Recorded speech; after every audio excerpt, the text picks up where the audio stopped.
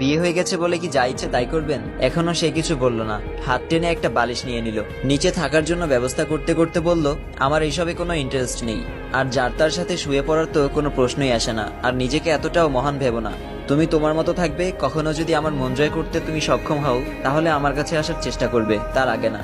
তার কথায় আমি যেন তাজ্জব বনে গেলাম। বলে কি এই ছেলে, আমি আসি তার কাছে যাওয়ার জন্য তার মন জয় করতে হবে? এতই ঠেকা পড়েছে আমার পেছনে এখনো কত ছেলে লাইন দিয়ে আছে, আর এই বেটা আমাকে কোনো পাত্তাই দিল না আজব। আমি ভ্রুকুচকে হৃদ ভাইয়ের দিকে তাকিয়ে রইলাম। লোকটাকে সুবিধার মনে হচ্ছে না আমার। বাবা মা এই কোন মানুষের পাল্লায় পড়ালো কে জানে। আমি ভেবেছিলাম বাসার ঘরে কথাগুলো বলার পর মানুষটার দুইটা প্রতিক্রিয়া হতে পারে।